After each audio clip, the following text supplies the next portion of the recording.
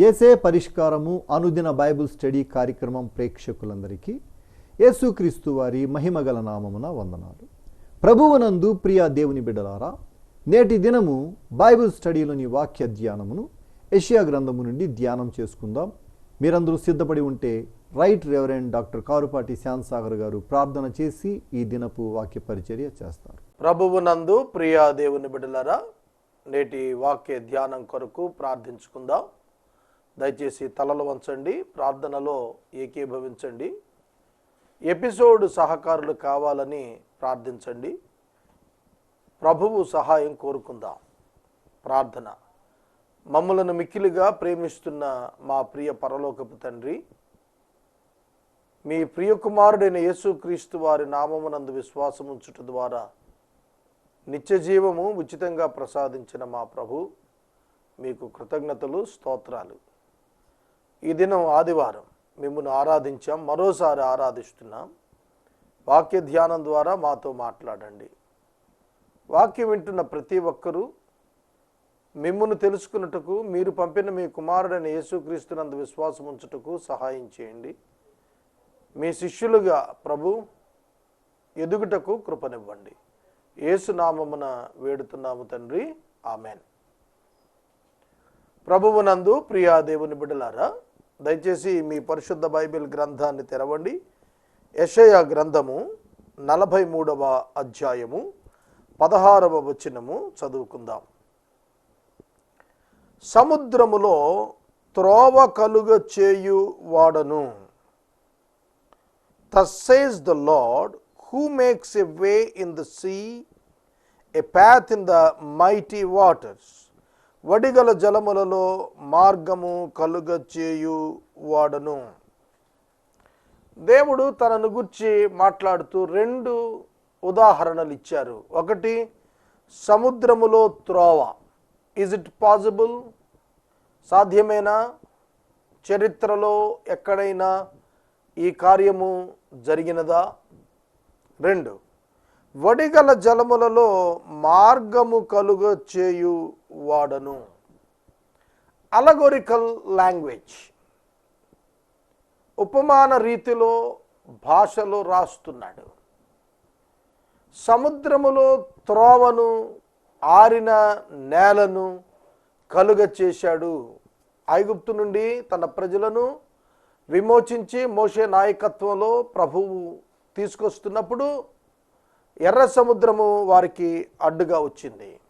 ఎర్ర సముద్ర మార్గమున దేవుడు వారిని ప్రయాణం చేయించినప్పుడు ఎర్ర సముద్రాన్ని రెండు పాయలుగా చేసి ఆరిన నేల కలుగు చేసి దారి ఏర్పాటు చేశాడు దేవుడు.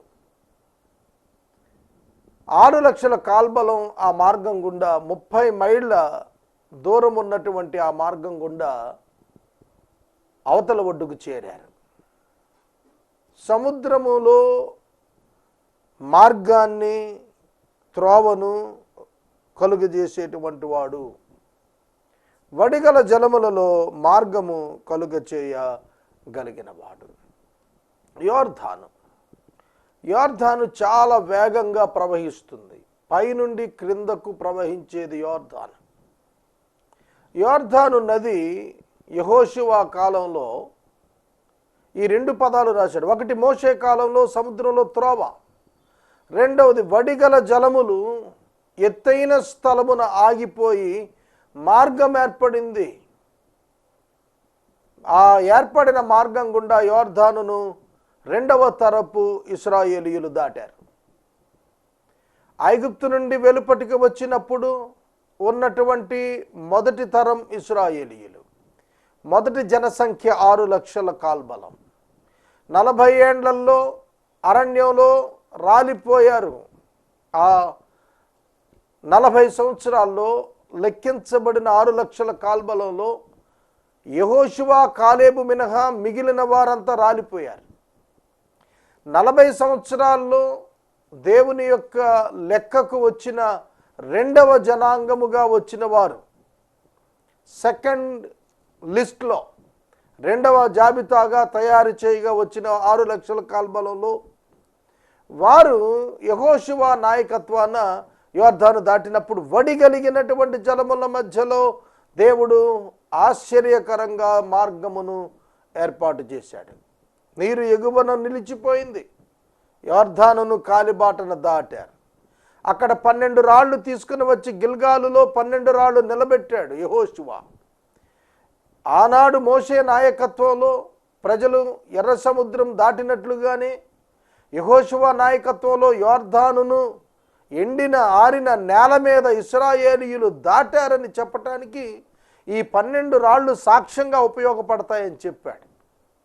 కనుక ఇరువురి నాయకుల నాయకత్వంలో 2 జనాంగాలు, మొదటి సంఖ్యలో లెక్కించబడిన 6 లక్షల కాల్బలమును, రెండవ జనాంగముగా లెక్కించబడిన 6 లక్షల కాల్బలమును వడిగల జలముల మధ్య మార్గం నడిపించినటువంటి వాడుగా యెహోవా ఉన్నాడు. కనాను మార్గమును చేరుటకు, ఐగుప్తును దాటిన తర్వాత కనానును చేరుటకు ఈ 2 అనుభవాలను ఇశ్రాయేలీయులు పొందాల్సి వచ్చింది. ఒకటి సముద్రములో త్రోవ, రెండవది వడిగల జలములలో త్రోవ. అలాగున భౌతికంగా వారికి సంభవించింది. ఈనాడు మనం ఆధ్యాత్మికంగా అనుసరిస్తున్నాం, ఆలోచిస్తున్నాం. ఆత్మీయంగా ఆలోచించినట్లయితే రక్షించబడిన మనము ప్రభువు సన్నిధి చేరు పర్యంతము భూమి మీద జీవించిన కాలం నిజముగా మన జీవితాల్లో యాత్రాకాలం వంటిదే. ఈ యాత్రాకాలంలో మనం సముద్రపు అనుభవం, వడిగల జలముల అనుభవం చూస్తాం. అయితే విశ్వాసము చేత మనము దాటెడి వారముగా ఉండాలి. లోకములో నడుస్తున్నాం, కానీ లోకము పాదములకు అంట వీలు లేదు. ఎర్ర సముద్రం ఆనాడు వారి పాదాలకు ఎలా అంటలేదో, యొర్దాను నీరు వారికి ఆధనాన ఎలా పాదాలకు అంటలేదో, అలాగుననే మనమును విశ్వాసము చేత నడుస్తుండగా ఈ లోకము మలినము మన పాదములకు, మన జీవితములకు అంటరాదు. ఇటు అనుభవాలు గుండా నడిపించు దేవుడున్నాడు. కనానునకు చేర్చుటలో ఒక విశిష్టమైనటువంటి విధానములో జయజీవితమిచ్చేటువంటి దేవుడును నేను అని ప్రభువు సెలవిస్తూ ఉన్నాడు.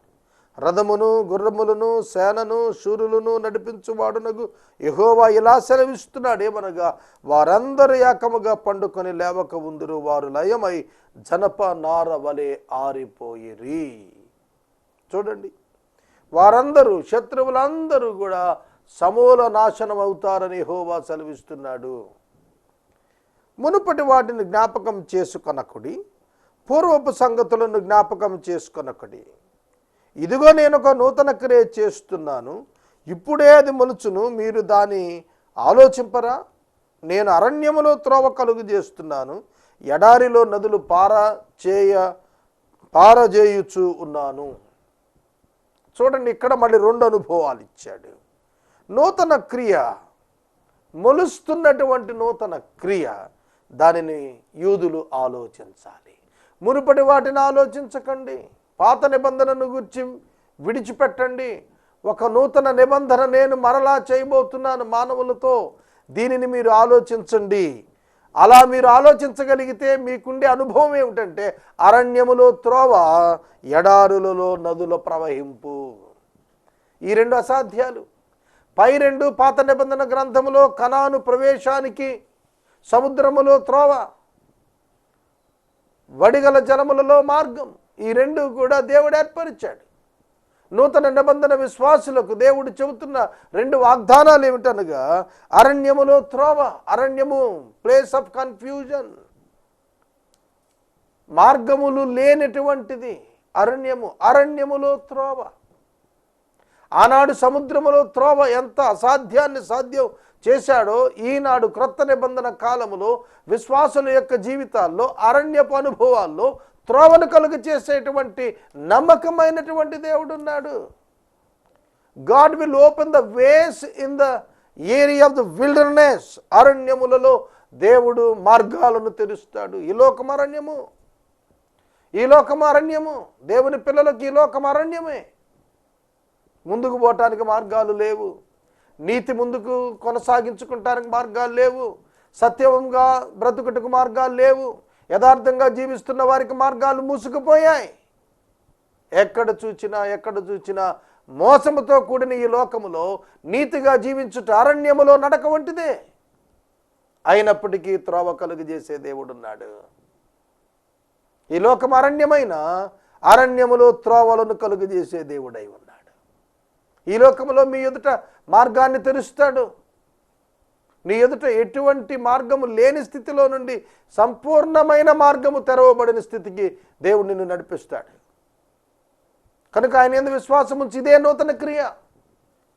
దేవుడిచ్చేటువంటి రక్షణ పొందినటువంటి వారి యొక్క జీవితాల్లో విజయాలను దేవుడిస్తాడు. ఆధ్యాత్మిక జీవితాలను క్రీస్తు సారూప్యంలో ఎదిగింపజేసుకోవటానికి దేవుడే మార్గాలు తెరుస్తాడు. అంతేకాదు, నదులలో ఎడారులలో నదులు పారజేయుచున్నాను. డెజర్ట్ ల్యాండ్స్, ఎడారి ప్రాంతాల్లో నదుల ప్రవాహం సాధ్యమా? ఎడారులలో నదుల ప్రవాహం సాధ్యమా? పరిశుద్ధాత్ముని గురించి మాట్లాడుతున్నాడు. ఎడారుల లాంటి మానవుల జీవితాల్లో, ఆధ్యాత్మిక ఎండిపోయినటువంటి స్థితిలో ఉన్న మానవ జీవితాల్లో పరిశుద్ధాత్ముడు ప్రవాహములుగా రాబోతున్నాడు. అది కనుక విశ్వాసికి గొప్ప ఆధిక్యత ఇండ్వెలింగ్ ఆఫ్ ద హోలీ స్పిరిట్. పరిశుద్ధాత్మ దేవుని యొక్క హృదయములోని నివాసమే విశ్వాసికి దేవుడిచ్చిన గొప్ప వరము. కనుక మీరు ఆత్మను ఆర్పకుడి, ఆత్మను దుఃఖపరచుకుడి, ఆత్మకు విధేయులై జీవించండి. దేవుని ఆత్మ మిమ్ములను ప్రేరేపిస్తున్నప్పుడు వాక్యమునకు లోబడుట నేర్చుకోనండి. సోదరుడా, సోదరి, అనేకుల జీవితాలు పాపము వైపు పరుగులు పెడుతున్నాయి. విశ్వాసులే, పేరుకు మాత్రము రక్షించబడిన వారం అంటున్నాం. Then where is the life of discipleship? ఎక్కడున్నది మన యొక్క జీవితాల్లో శిష్యరికం? మత్తయి సువార్త 28వ అధ్యాయంలో చెప్పినటువంటి మాట, మీరు సర్వలోకమునకు వెళ్ళి సువార్త ప్రకటించి అనేకులు శిష్యులుగా చేయండి, తండ్రి యొక్క కుమారుని యొక్క పరిశుద్ధాత్మ యొక్క నామములోనికి బాప్తిస్మం ఇచ్చుచు నేను వారికి ఏ ఏ సంగతులు ఆజ్ఞాపించుతున్న వాటిని గైకొనవలనని వారికి బోధించండి, వారికి ఆజ్ఞాపించండి. ప్రభు చెబుతున్నాడు, ఒక్క విశ్వాసం ఉంచాము, బాప్తిస్మం తీసుకున్నాము, మందిరానికి వెళుతున్నాము, అంతవరకేనా? Be obedient to the word of God. దేవుని వాక్యమునకు లోబడటం నేర్చుకోవాలి. అంతేకాదు, ఆయనకు శిష్యులుగా మారాలి. శిష్యులుగా మారుట ఇట్ కాస్ట్స్ వెరీ మచ్, చాలా కష్టంతో కూడినది. క్రీస్తు వలె మార్పు నొందుట. కనుక సహోదరుడా, సహోదరి, కేవలం విశ్వాసిగా ఉన్నాను అనుకుంటున్నావు, శిష్యుడిగా మారు. విశ్వసించిన నీవు శిష్యరికం ప్రారంభించు. ఆయన ఆజ్ఞాపించిన సంగతులను అనుసరించడం ప్రారంభించు. ప్రభు నీకు ఎల్లప్పుడూ తోడుగా ఉంటాడు. అదే చెబుతున్నాడు, నేను ఎడారులలో నదులను ప్రవహింపజేస్తూ ఉన్నాను. డెజర్ట్ ల్యాండ్స్, ప్యారన్ ఏరియాస్, అటువంటి స్థలాలలో పరిశుద్ధాత్మని యొక్క ప్రవాహం, మన అంతరంగాల్లో పరిశుద్ధాత్మని యొక్క ప్రవాహం, ఉన్నతమైన అనుభవం. యెహెజ్కేలు గ్రంథంలో యెహెజ్కేలు ఆ లోతైన నీటిలో తన బరువును తాను కోల్పోయిన స్థితిని గుర్తిరిగాడు. నీవెంతగా దేవుని ఆత్మకు లోబడతావో, దేవుని వాక్యమునకు లోబడతావో, అంతగా నీ భారము తొలగిపోయి నీవు ఆనందించగలుగుతావు.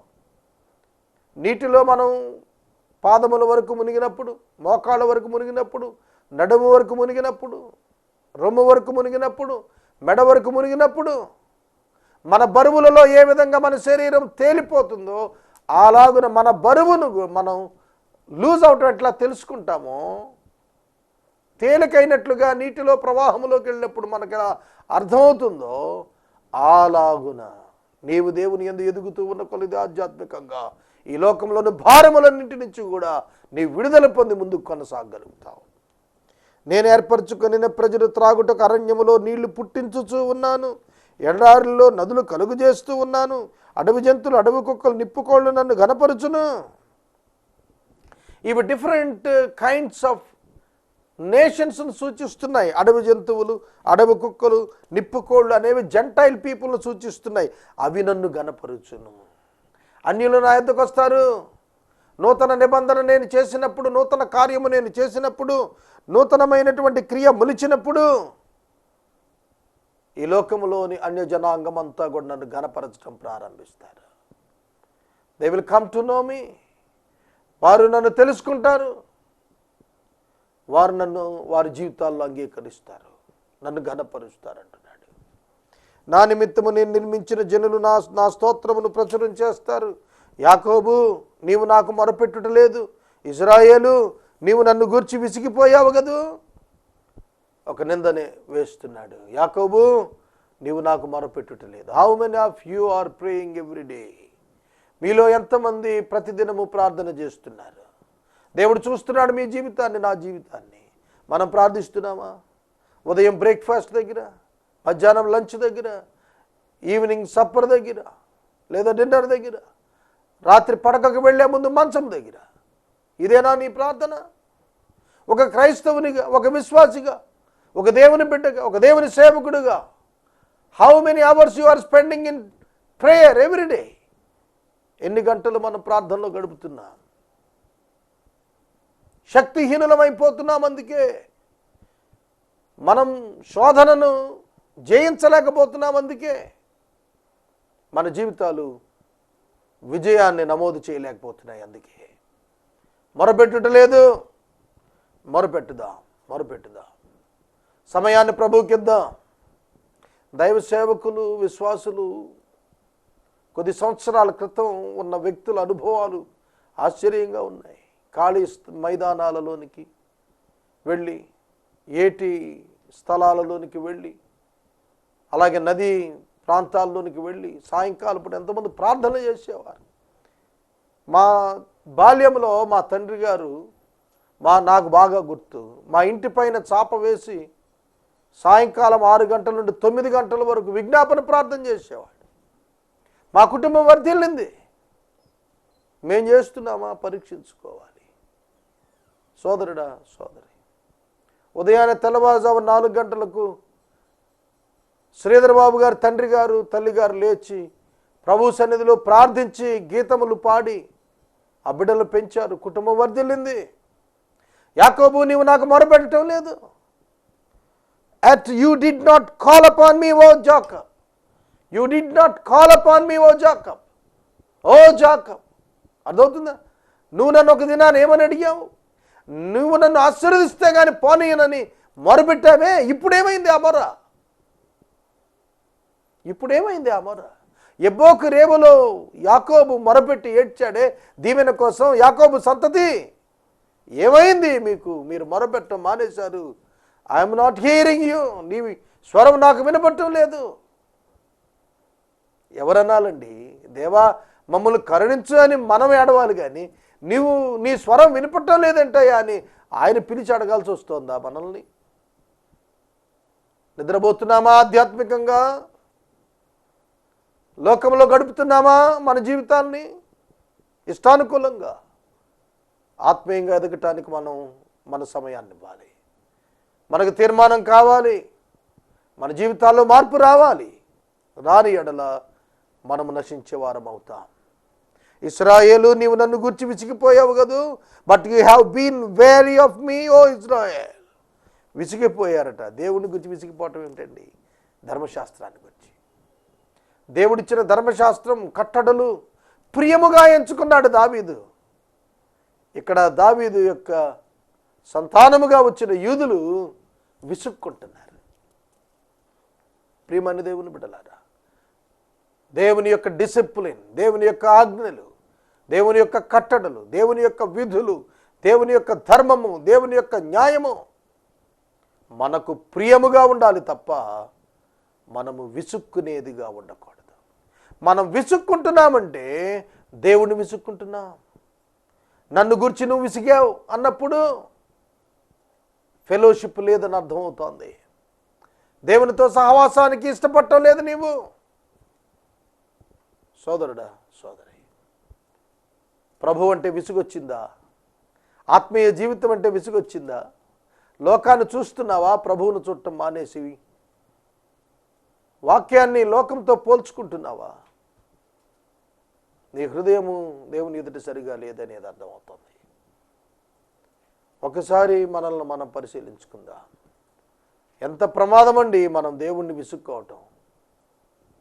దహన బలులుగా గొర్రె మేకల పిల్లలు నా యొద్దకు తేలేదు, నీ బలుల చేత నన్ను ఘనపరచలేదు, నైవేద్యమును చేయాలని నేను నిన్ను బలవంతం పెట్టలేదు, ధూపం వేయాలని నేను నిన్ను విసిగింపలేదు, నా నిమిత్తం సువాసన గల లవంగపు చెక్కను నీవు రోకలిచ్చి కొనలేదు, నీ బలి పశువుల క్రొమ్ము చేత నన్ను తృప్తిపరచలేదు, నీ పాపముల చేత నిన్ను విసిగించితివి, నీ దోషముల చేత నన్ను ఆయాసపట్టితివి.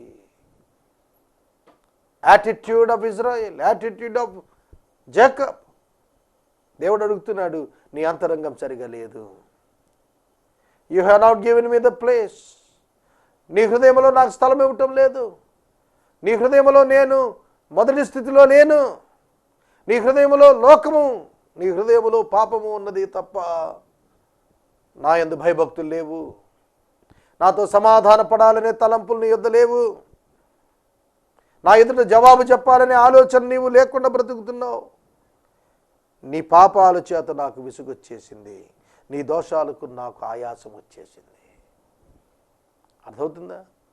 నువ్వు పాపములు చేస్తూ నన్ను విసిగిస్తున్నావు, నీ దోషాలకు నాకు ఆయాసం వచ్చింది, నేను నీ మీద అరిచే పరిస్థితి వచ్చేసింది. సోదరుడా సోదరి, దేవునికి మానవునికి మధ్య అడ్డుగోడ పాపమే. దేవునికి మానవునికి మధ్య అడ్డుగోడ పాపమే. దేవుడు పాపిని ప్రేమిస్తున్నాడు, పాపాన్ని ద్వేషిస్తున్నాడు. మానవుడు దేవుణ్ణి ద్వేషిస్తున్నాడు, పాపాన్ని ప్రేమిస్తున్నాడు. ఇది ప్రారంభం నుండి జరుగుతున్న పరిస్థితి. నేనే నా చిత్తానుసారముగా నీ అతిక్రమములను తుడిచివేయుచున్నాను, నేను నీ పాపములను జ్ఞాపకం చేసుకొనను. ఎంత కరుణామయుడండి. నువ్వు పాపాలతో విసిగిస్తూ వస్తుంటే నేను ఆ పాపములను క్షమిస్తూ వస్తున్నాను. నేను క్షమించాను, నేను నిన్ను జ్ఞాపకం చేసుకోను. నీ పాపములను నేను తుడిచేశాను, నీ పాపాలను నేను జ్ఞాపకం చేసుకోను. నీ అతిక్రమాలను తుడిచేశాను. ఇది నా చిత్తానుసారంగా చేశాను, నువ్వు అడిగావని కాదు. That is loving God. 1 యోహాను 4:10 అదే చెబుతుంది. మనము ప్రేమించితివని కాదు, తానే మనలను ప్రేమించి మన పాపములకు ప్రాయశ్చిత్తముగా ఉండుటకు తన కుమారుని పంపించాడు. ఇందులో ప్రేమ ఉన్నది, ఇందులో ప్రేమ ఉన్నది. నేను నేనే నా చిత్తానుసారముగా నీ అతిక్రమములను తుడిచివేస్తున్నాను, నీ పాపములను జ్ఞాపకం చేసుకోను. నా చిత్తానుసారముగా, నా చిత్తానుసారముగా. I am he who blots out your transgressions for my own sake, for my own sake. నా అంతట నేనే, నా కోసం, నా ఇష్ట ప్రకారం. ప్రభు చెబుతున్నాడు, నా చిత్తానుకూలంగా, నా చిత్త ప్రకారం. ఎందుకు? అట్రిబ్యూట్స్ ఆఫ్ గాడ్, దేవుని యొక్క గుణలక్షణాలు దేవుని నిర్బంధించాయి. దేవుని ప్రేమ క్షమించమంది, దేవుని న్యాయం శిక్షించమంది. ప్రేమ న్యాయాలు ఏకకాలంలో నెరవేరాలి గనుక దేవుడు నరావతారిగా రావాల్సి వచ్చింది. నరావతారిగా వచ్చినప్పుడు ఆయన శరీరం మీద మానవ పాపాన్ని మోపినప్పుడు దేవుడు యేసును విడిచెను, పరిశుద్ధత నిలిచింది. దేవుడు యేసుని విడిచెను, నీతి నిలిచింది. మానవునికి క్షమాపణ దొరికింది, దేవుని ప్రేమ నిలిచింది. పాపానికి శిక్ష పడింది, న్యాయం నిలిచింది. గాడ్స్ అట్రిబ్యూట్స్, దేవుని యొక్క గుణలక్షణములు నెరవేర్పు శిలువ యందు సంపూర్ణముగా జరిగింది. నా చిత్తానుసారముగా నేనే తుడిచేస్తున్నాను. ఆదాము చేసిన పాపమునకు దేవుడు ఆదామునకు మానవులకు శిక్ష విధించలేదు. దేవుడే స్వయంగా నరావతారిగి లోకానికి వచ్చి తన ప్రేమను కనపరిచి తన న్యాయము చొప్పున పాపమునకు శిక్ష విధించి మానవుల పట్ల తన ప్రేమను వెల్లడి చేశాడు. నేనే నా చిత్తానుసారముగా నీ అతిక్రమాలను తుడిచేశాను. నువ్వు అడిగావని కాదు, నేను దేవుడను గనుక తుడిచాను. ఒక చంటి బిడ్డ తను టాయిలెట్కి వెళ్ళినప్పుడు తల్లి క్లీన్ చేస్తుంది. ఆ బిడ్డ అడిగిందని కాదు, తాను తల్లి గనుక, దేవుడు గనుక ఆయన పాపిని క్షమించాడు. కానీ మానవుడే దేవుణ్ణి అర్థం చేసుకోలేకపోతున్నాడు. ఈ సత్యము మానవులు గ్రహించినప్పుడు వారు యేసును వెంబడించక అంగీకరించక ఉండలేరు. పెంతెకొస్తు పండుగ దినాన యేసుక్రీస్తు ప్రభువును గుర్చినటువంటి మర్మము పేతురు భక్తుడు వర్ణించినప్పుడు 3,000 మంది ఒక్క దినాన రక్షించబడ్డారు. నిజమే, మేము సిలువ వేసి చంపిన ఆయనను దేవుడు లేపాడు, మేము చూచాం అని వీరు చెబుతున్న సాక్ష్యాన్ని మేము నమ్ముతున్నాం. చూడక నమ్మారు వారు చూడకుండా నమ్మారు. చూచి నమ్మిన తోమా కంటే చూడక నమ్మిన వారు ధన్యులుగా ఉన్నారు. వాక్యం చెబుతుంది, నీ మూల పితరుడు ఆదాము పాపము చేసిన వాడే, నీ మధ్యవర్తులు నా మీద తిరుగుబాటు చేసిన వారే, కావున నేను ప్రతిష్ఠితులకు నీ ప్రధానులను అపవిత్రపరిచితిని, యాకోబును శపించితిని, ఇశ్రాయేలును దూషణ పాలు చేసి తిని, అయినను నా సేవకుడికి యాకోబు నేను ఏర్పరచుకుని ఇశ్రాయేలు వినుము. 28వ వచనంలో శపించాను అని అంటూనే, దూషణ పాలు చేశాను అంటూనే 28వ వచనం ముగిస్తూ 43వ అధ్యాయం ముగిస్తూ 44వ అధ్యాయం అంటాడు, అయినను but now hear O Jacob my servant, అయినను నా సేవకుడికి యాకోబు నేను ఏర్పరచుకుని ఇశ్రాయేలు వినుము. సోదరుడా, సోదరి, మానవుణ్ణి పాపాన్ని బట్టి శిక్షించి శపించి విడిచిపెట్టాల్సిన దేవుడు, అయినను యాకోబు నేను సృష్టించాను, నీ సృష్టికర్తను, నేను ప్రణాళిక చేసే సృష్టించాను, నీవు పాపము చేయక పూర్వమే నిన్ను గుర్చిన ప్రణాళిక నాకుంది, నిన్ను సృష్టించి గర్భంలో నిన్ను నిర్మించి నీకు సహాయం చేయవాడని యెహోవా ఇలా సెలవిస్తున్నాడు. అర్థమవుతుందా? దేవుని eternal plan, justification by faith, eternal plan, God's election. దేవుడు ఎన్నుకున్నాడు, దేవుడు ఏర్పరుచుకున్నాడు.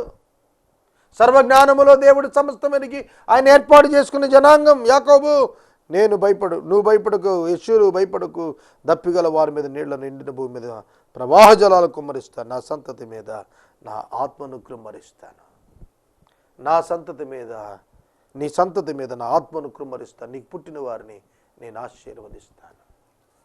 యేసుక్రీస్తు ప్రభు లోకా 19లో చెప్పాడు, ఇతడును అబ్రహాము కుమారుడే అని.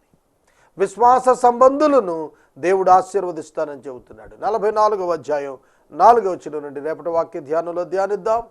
ఎపిసోడ్ సహకారులు కావాలి, ప్రార్థించండి. ప్రభు అయిన యేసుక్రీస్తు వారి యందు విశ్వాసముంచి రక్షించబడండి. మనము ఇంతవరకు రైట్ రెవరెండ్ డాక్టర్ కారుపాటి శ్యాంసాగర్ గారి ద్వారా బైబిల్ స్టడీలోని వాక్య ధ్యానమును యెషయా గ్రంథము నుండి ధ్యానం చేసుకున్నాం. ఈ కార్యక్రమం ద్వారా మీరు పొందుకొనుచున్న ఆత్మీయ మేలులు ఒక ఉత్తరం ద్వారా మాకు తెలియచేయండి.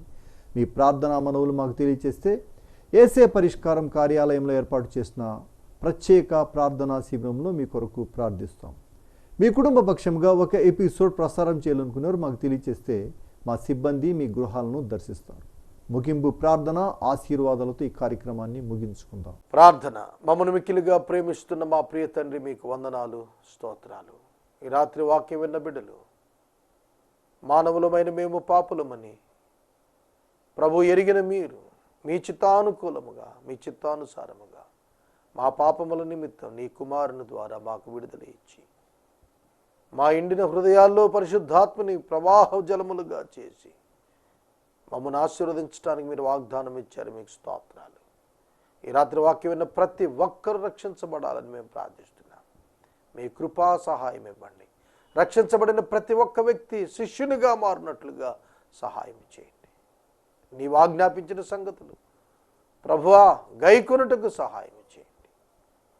యేసు నామమున అడుగుచున్నాం తండ్రి, ఆమేన్. తండ్రి అయిన దేవుని ప్రేమ, కుమారుడైన యేసయ్య కృప, పరిశుద్ధాత్మని యొక్క అన్యోన్య సహవాసం సదాకాలం మనందరికీ తోడై ఉండును గాక.